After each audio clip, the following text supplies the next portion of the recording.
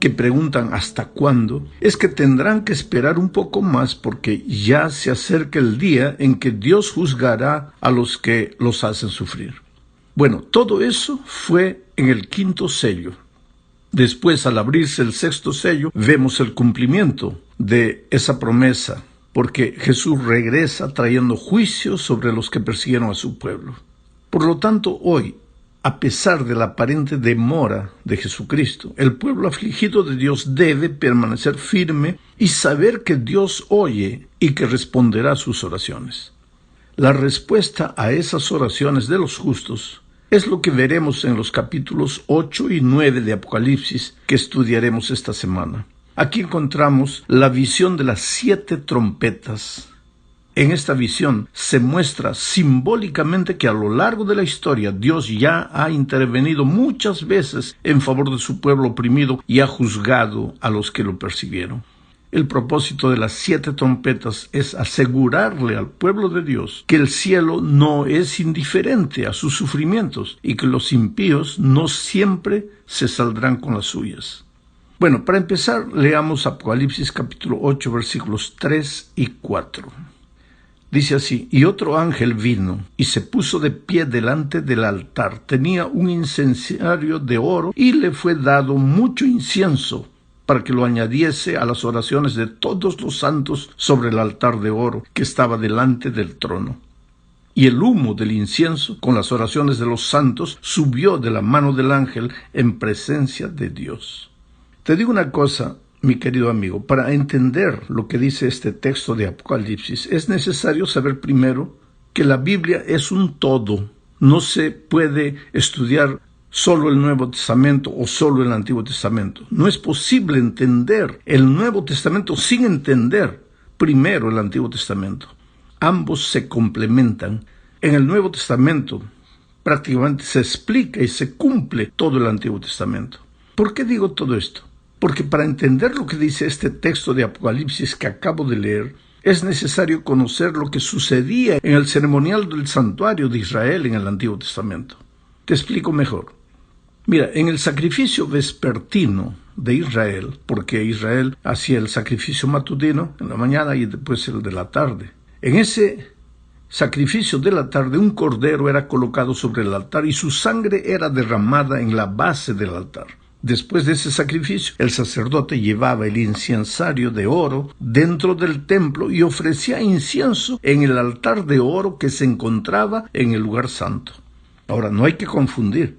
Habían 2 altares: el altar del sacrificio en el atrio y el altar de oro en el lugar santo. El incienso era ofrecido por el sacerdote en el altar de oro.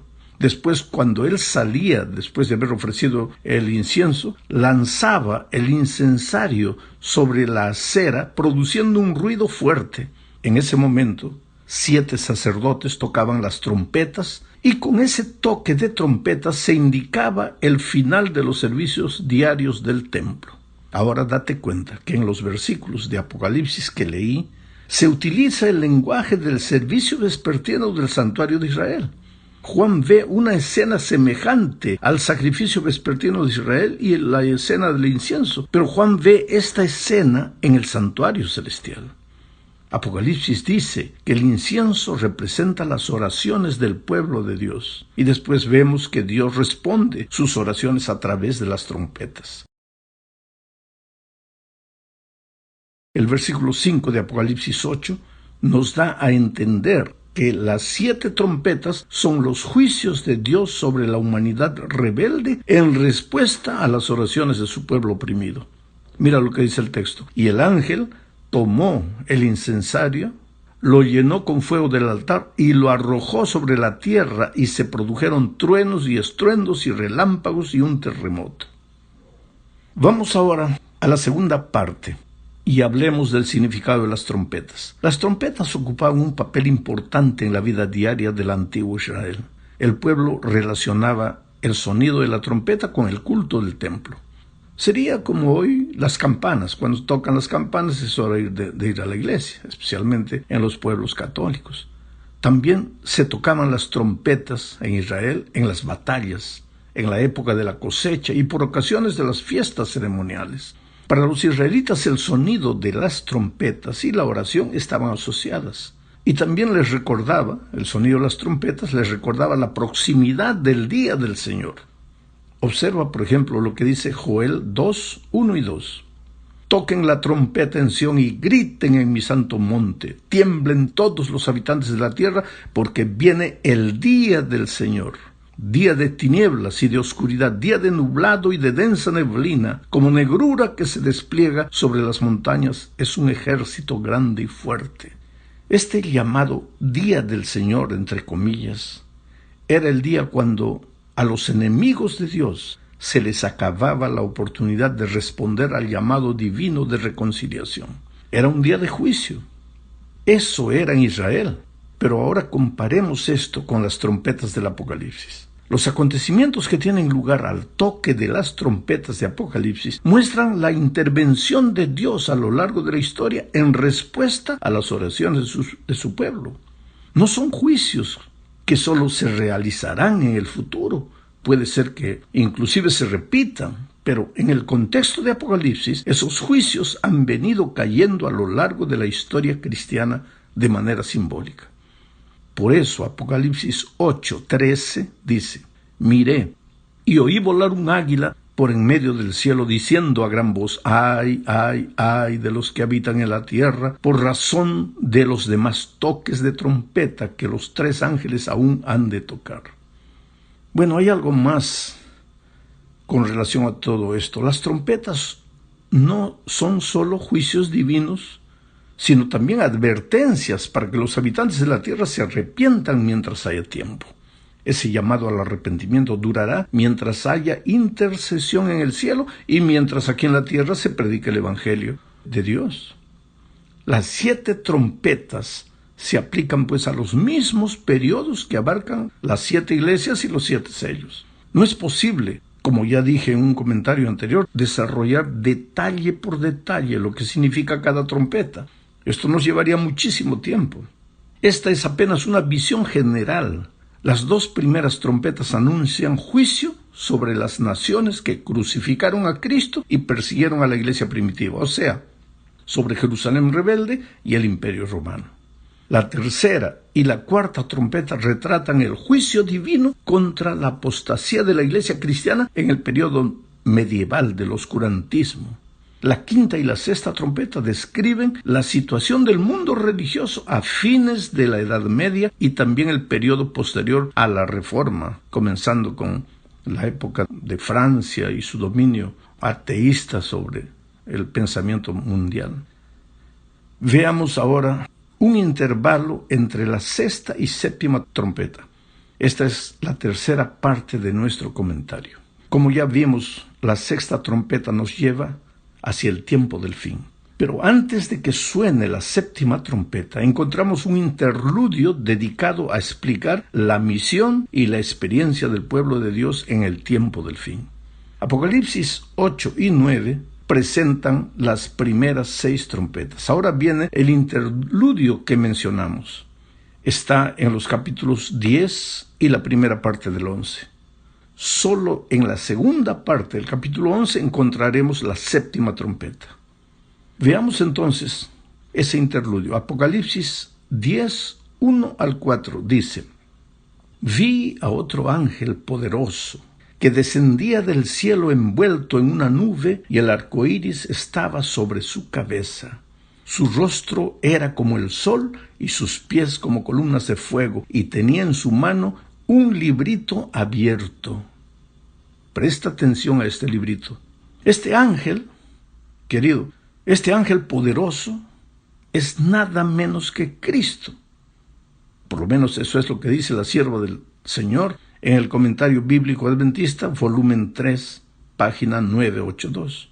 Este ángel de la visión de Juan pone sus pies sobre el mar y la tierra, y esto implica que su gobierno es universal y que lo que está a punto de proclamar tiene importancia mundial, porque mira, el versículo 2 dice: puso su pie derecho sobre el mar y su pie izquierdo sobre la tierra.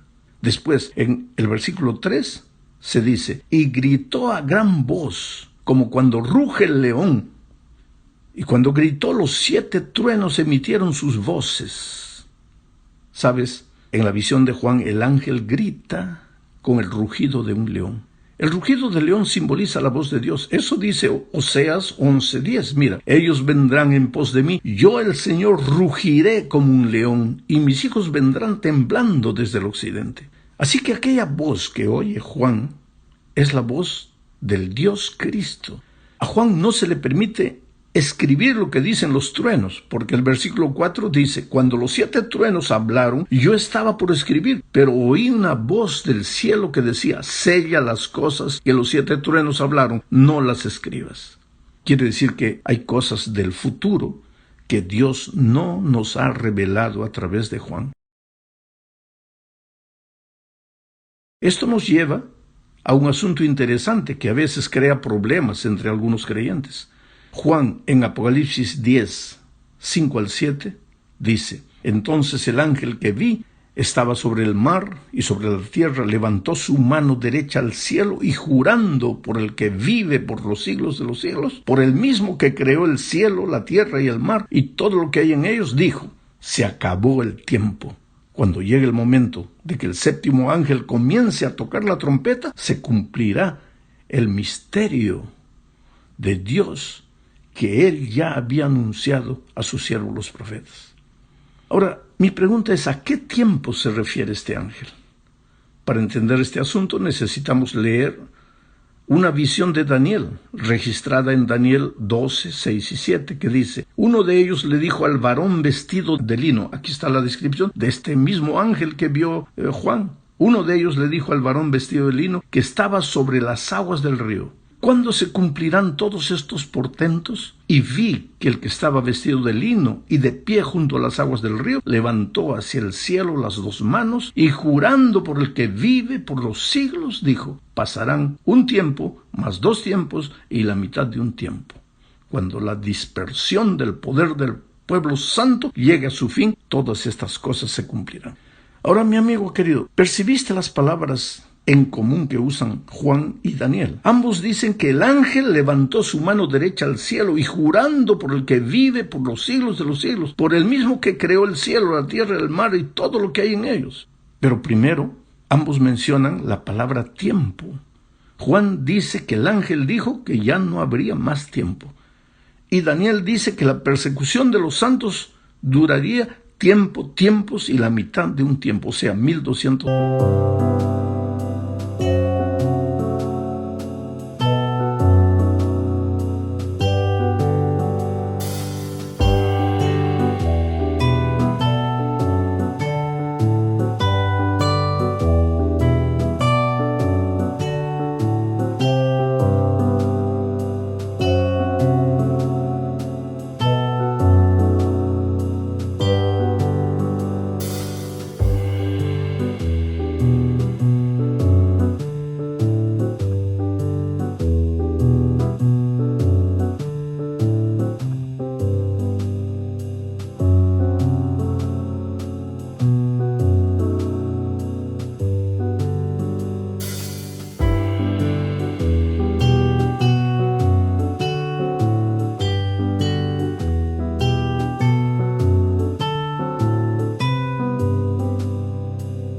...60 años. Es interesante que la declaración del ángel de Apocalipsis de que el tiempo no sería más se refiere a las profecías de tiempo de Daniel. Después de este periodo ya no habrá periodos de tiempo proféticos. La sierva de Dios declara a este respecto en el Comentario Bíblico Adventista, tomo 7, página 982, lo siguiente: este tiempo, el que el ángel declara con un solemne juramento, no es el fin de la historia, sino del tiempo profético que precederá al advenimiento de nuestro Señor. Es decir, la gente no tendrá otro mensaje acerca de un tiempo definido. Después de este lapso, que ahora abarca de 1842 hasta el 44, no puede haber ningún cómputo definido de tiempo profético.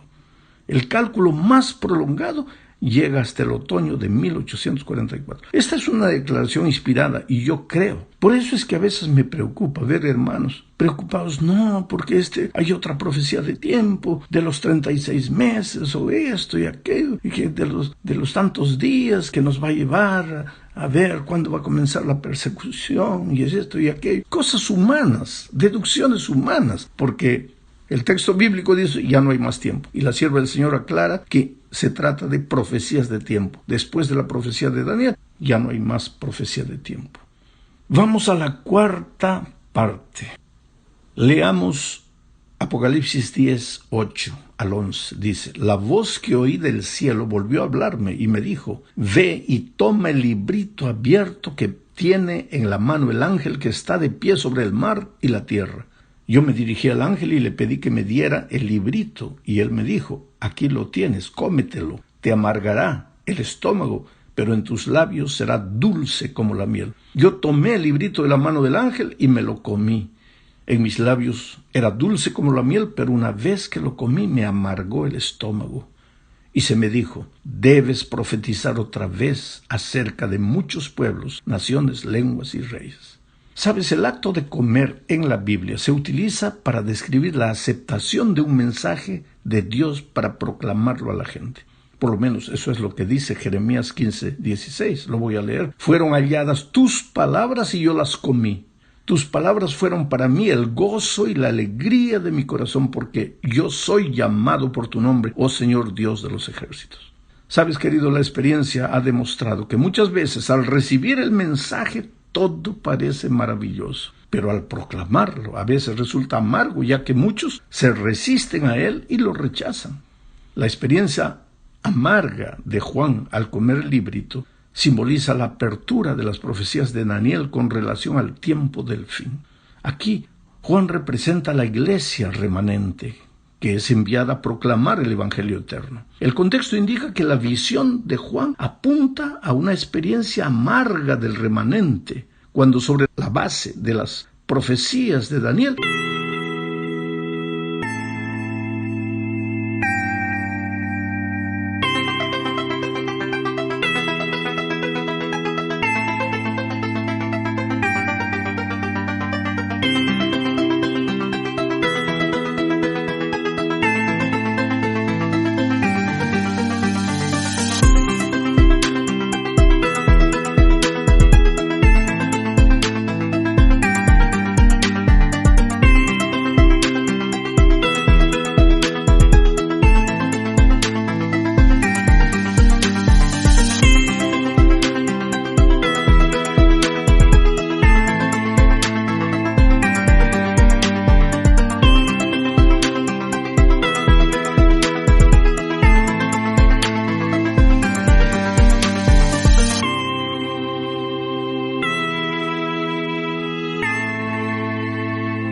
los milleritas pensaron que Cristo regresaría en 1844. Ese mensaje les resultó a ellos dulce como la miel. Sin embargo, cuando Cristo no vino como ellos esperaban, experimentaron un amargo chasco y consultaron las Escrituras para una comprensión más clara de lo que había pasado. Pero el ángel le dijo a Juan, debes profetizar otra vez acerca de muchos pueblos, naciones, lenguas y reyes. Esta orden indica que en los últimos días habrá un pueblo que surgirá para proclamar el mensaje de la segunda venida en conexión con las profecías de Daniel y Apocalipsis. Leamos ahora Apocalipsis 11, 1 y 2. Dice, entonces me fue dada una caña semejante a una vara de medir, y se me dijo, levántate y mide el templo de Dios y el altar, y a los que en él adoran, y deja aparte el atrio de afuera del templo, y no lo midas porque ha sido dado a los gentiles, y ellos pisotearán la ciudad santa por 42 meses. Percibe que este pasaje es la continuación de la escena de Apocalipsis 10. A Juan se le ordenó que midiera el templo, el altar y a los adoradores. El concepto de medir en la Biblia figurativamente se refiere al juicio. El mismo Jesús lo dijo en Mateo 7:2, porque con el juicio con que juzguen serán juzgados, y con la medida con que midan se les medirá. Solo que en el caso de esta medición de Apocalipsis, el templo que debía medir Juan está en el cielo, donde Jesús ministra en nuestro favor. Por lo tanto, Apocalipsis 11:1 se refiere al juicio que tiene lugar antes de la segunda venida y que para nosotros empezó en 1844. Este juicio se concentra exclusivamente en el pueblo de Dios, que son los adoradores del templo. Apocalipsis 11:1 muestra que el mensaje del santuario es el mensaje especial que el remanente debe predicar. Por eso, toda doctrina debemos predicarla en torno al Señor Jesucristo y de su intercesión en el cielo por nosotros. Llegamos al fin de este comentario, querido, que ha durado bastante más que otros comentarios, pero es que no puedo resumir más que todo esto. Y aquí hablaremos de los dos testigos. En el capítulo 11 del Apocalipsis aparece una profecía que anuncia los intentos demoníacos para destruir las Escrituras. Apocalipsis 11, 2 y 3 dice: yo mandaré a mis dos testigos, y ellos profetizarán por 1260 días vestidos de cilicio. Ellos son los dos olivos y los dos candeleros que están delante del Dios de la tierra. ¿Quiénes son estos testigos? Pues dejemos que el mismo Jesús responda. Cuando estuvo en esta tierra, le dijo a sus discípulos: escudriñad las Escrituras, porque a vosotros os parece que en ellas tenéis la vida eterna, y ellas son las que dan testimonio de mí. Aquí el Señor Jesús identifica las Sagradas Escrituras como los testigos. Pero en la profecía del Apocalipsis afirmaba que esos dos testigos eran los dos olivos y los dos candeleros que están en pie delante del Dios de la tierra. Y es sorprendente verificar cómo todo concuerda, porque San Pedro señala que las Escrituras son como una antorcha, un candelero que alumbra en lugar oscuro. Y Zacarías las identifica con las dos ramas de olivo. ¿Te das cuenta?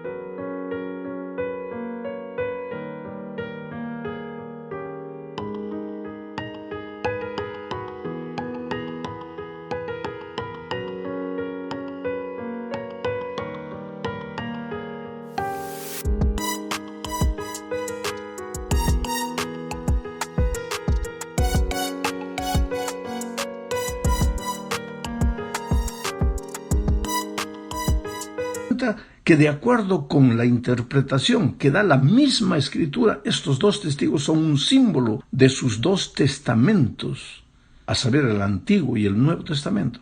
Pero ¿en qué sentido darían su testimonio vestidos de luto o de cilicio durante 1260 días? Pues este es el periodo en que la Iglesia de Dios sería perseguida y se tendría que esconder en las cuevas de los montes para poder sobrevivir. El motivo de esa persecución era la obediencia de esos cristianos a la palabra de Dios. Durante ese mismo periodo, las Escrituras testificaron vestidas de luto, es decir, ocultas, escondidas, porque su lectura estaba prohibida con el argumento de que la gente no tenía la capacidad necesaria para entenderlas, y que ese privilegio se les había concedido solo a los dirigentes religiosos. Pero la profecía que estudiamos en este capítulo continúa diciendo que después de este periodo de persecución de 1260 años, durante el cual los testigos darían su testimonio vestidos de luto, el texto dice: la bestia que surge del abismo hará guerra contra ellos y los vencerá y los matará. ¿Quién es esta bestia? ¿Y en qué sentido mataría las Escrituras? En el lenguaje de la profecía, una bestia simboliza un reino o un poder político. Tenemos que identificar entonces un gobierno que después del periodo profético de los 1260 años, o sea, después de 1798, cuando termina ese periodo de 1260 años, tenemos que descubrir un poder que se haya levantado en ese tiempo y que casi haya destruido las Escrituras. Para identificar a esa bestia que mata, entre comillas, a los testigos, o sea, a las Escrituras, necesitamos buscar entonces un gobierno que persiguió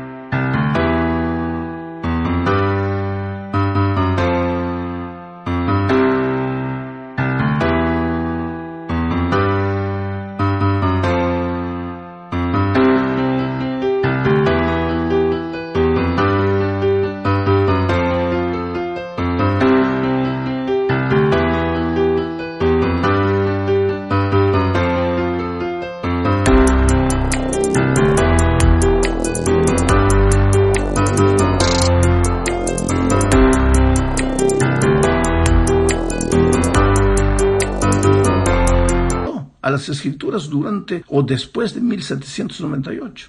Toma nota que esta bestia sube del abismo, es decir, no tiene ningún fundamento religioso, y no es necesario revisar mucho la historia para descubrir en la Francia atea de fines del siglo XVIII a esta bestia destructora de las Escrituras. En ese país un grupo extremista propuso abolir el culto a Dios y sustituirlo por el culto a la razón. En efecto, se llegó a celebrar un culto a la razón en la Catedral de Notre Dame en París, en el cual una hermosa actriz desempeñó el papel de la diosa razón.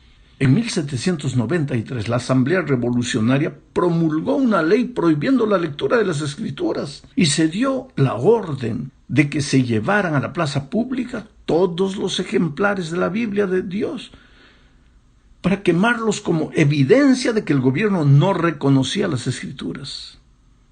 El Diario Oficial de noviembre de 1793 de Francia publicó lo siguiente: la Sociedad Popular de la sección del museo da a conocer que los ciudadanos de esta sección han dado buena cuenta de todos los libros de la superstición y la mentira. Los libros de misa, de oración, el Antiguo y el Nuevo Testamento han expiado en una gran hoguera las insensateces que indujeron a cometer